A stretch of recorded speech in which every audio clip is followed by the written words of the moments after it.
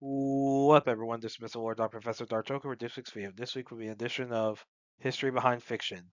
And I'm going to go over the history that inspired Assassin's Creed Revelations and Assassin's Creed Embers. So, I'm going to go over the characters, the groups, the events that inspired the stories within, within this video game and, with the short film. So, with all that being said, on with the video.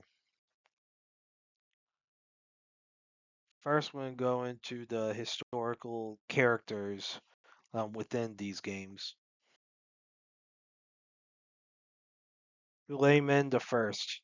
So he was also called Suleiman the Magnificent and Suleiman the Lawgiver. He lived from November 6, 1494 through September 6, 1566. And he started studying science, history, literature, theology, and military tactics when he was 7 years old. And he served as the governor of Kaffa, Manisa, and Edirne. And he held the role of Sultan of the Ottoman Empire from September 30th, 1520 through September 6, 1566. And he waged, various military campaigns against Europe, Safavids, and India. Piri race. So his birth name was Muhyiddin Piri. He lived from 1470 through 1553. He served as a race or captain of a pirate crew for the Ottoman Empire. Basically, he was a privateer. You know, as people are familiar with the golden age of piracy. A lot of those early pirates were privateers that served the European nations. Basically, this is what Piri race was. And he fought, the Catholics that were laying siege to Malaga in 1487. He became a cartographer for the Ottoman Navy and fought in the Ottoman-Venetian Wars as a captain. And he was the Grand Admiral of the Ottoman fleet that was in the Indian Ocean. And he besieged and bombarded Hormuz in 1552. Ishak Pasha. So he was appointed Beylerbey Bey or provincial governor of Anatolia in 1451.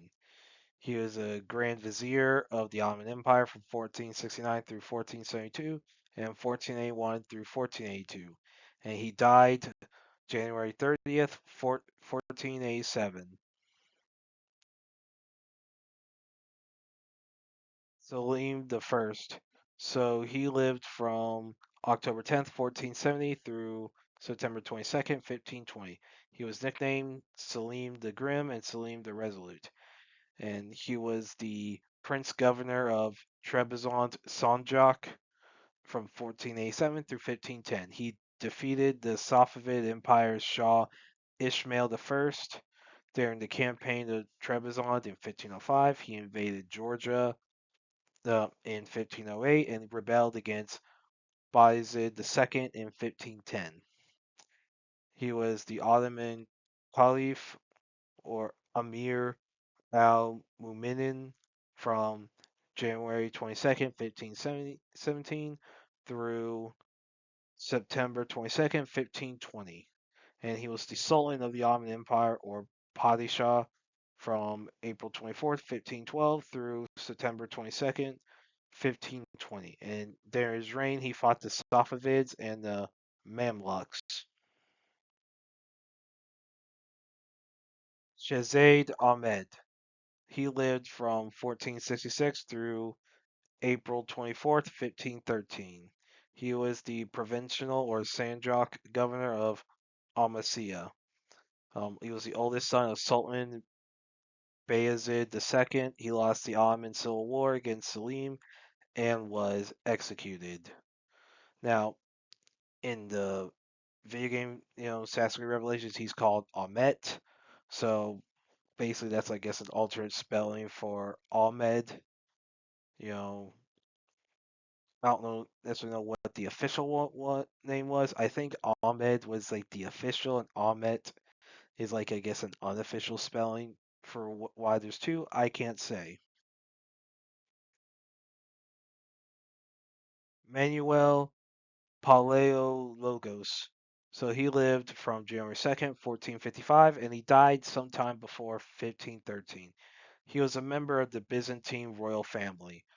So, when Constantinople fell and was taken over by the Ottoman Empire, the royal family fled and lived in exile, and Manuel was born after the exile started.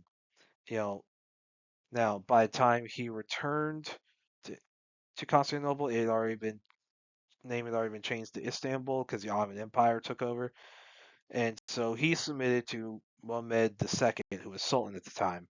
And during his time in Istanbul, he was known as El Ghazi or Holy Warrior. Sakulu. He was also known as Sakulu Baba and Karabi Koglu, or which means son of black mustache. His followers believed him to be a messiah and a prophet, and he led the Sakulu rebellion against the Ottoman Empire in 1511. He died in 1511, which caused the rebellion to end. Niccolo and Maffeo Polo. So they respectively lived from 1230 through 1294 and 1230 through 1309. So basically, they were born, the same year. So, like, obviously they were very close in age. Like, I don't know if necessarily they were twins. Um, but like, basically the reason I list them is one because basically all the information about them also applies to like, the other. Like, they were merchants. Like, from Venice, respectively. They were the father and uncle of Marco Polo, who's a significantly more famous explorer. And so they established trading posts during their two voyages across the Middle East, where, of course, went across, met, a lot of, various Middle Eastern empires, the Mongol Empire and all that.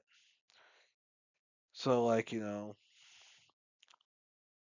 basically, yeah, I mean, they basically established a lot of trade, like a lot of the trade has gone on through the Middle East since then can be traced back to them. So they were very impactful on, the international relations of the time. I'm going to go over some of the groups that were involved, in these stories. The Janissaries. They were like the household troops of the Sultan of the Ottoman Empire. They were established in June 28th, 1363, and they were disbanded in June 15th, 1826. They're, it's very possible they were the first infantry force to use firearms. So basically, at their peak, they were like the deadliest army in the world. Like once Europeans started getting firearms, the Janissaries' advantage in combat was kind of taken away. Now, how they started out, basically, you had slaves that were different like young Christian boys who were abducted and taken as slaves, and then POWs for the various wars the Ottomans were fighting. They basically were forced to convert to Islam, and were trained as soldiers, and that became the early Janissaries. Now, as the group got bigger, they became obviously others started joining, and basically they were so impactful as a military force that basically like they were heavily relied on by the sultans to where like basically they were able to gain a lot of power even though a lot of them were technically slaves. They gained a lot of power within like the nobility and royalty, so they were able to do some coups, do some revolts to help increase their pay or give themselves some more freedom. And after serious revolts, because there were multiple of them, they eventually just disbanded and made them executed because of their various revolts. Like basically, the Ottomans relied so heavily on a slave army that once the slave army realized their value, they were able to take advantage of that value and basically the Sultans eventually put an end to that. So that's why they weren't around during the First World War. The Kizilbash. So they were also called, like, I guess also spelled Kizilbash. I guess show that I guess it's pronounced Kizilbash. So these were various militant groups that were loyal to the Safavid order, and they rebelled against the Ottoman Empire. Now, one of the militias that you see in Assassin's Creed Revelations was led by Sakulu. Now I'm going to go over some of the events that occurred within Assassin's Creed Revelations and Embers. The Sakulu Rebellion. So this took place in 1511, so it didn't last very long. Sakulu led a Kizilbash militia against the Ottoman Empire. After a series of battles, Sakulu was killed, and that caused the militia to be scattered. And the remnants were defeated, with many being executed by the Safavid Empire's Shah Ismail the First. The Ottoman Civil War. So this is like the main overarching conflict in Assassin's Creed Revelations. Basically, kind of like the backdrop for a large portion of the events in the game. So this conflict lasted from 1509 through 1513. And basically what it was you had two brothers, Ahmet and Selim the First, file over secession of the throne. Like basically they were fighting over who was going to replace their father, Bayezid II, as Sultan. Now, Ahmet had a big victory against the Karaman Turks, and he started marching to Istanbul to like celebrate his victory and proclaim himself like heir and all that. And in response to that, Ahmet's march to Istanbul, Selim I revolted against Bayezid II in Thrace, but he was defeated by Bayezid II and had to flee to Crimea. And the Janissaries did not let Ahmet enter Istanbul. Now, it's believed that the most likely reason for that is that Bayezid II didn't want Ahmet entering in, basically in fear of an assassination, to where basically if Bayezid was killed, Ahmet, if he marched into Istanbul, could just immediately become Sultan. Now, but it's also possible that the Janissaries made that decision on their own because they did have a lot of power, and because I believe the Janissaries were believed to be very loyal to Selim the First, so they wouldn't necessarily want Ahmet to become Sultan. Like it's believed that possibly they were in favor of Selim the First, and that they were trying to make it to where Ahmet could not become Sultan. Now, Bayezid II abdicated the throne, and Selim I became Sultan in 1512. Now, the war was still going on. And Bayezid II, he died in 1512 while he was on the way to his retirement home in his homeland of Demotika. And then the war finally ended in 1513 when Ahmet was killed,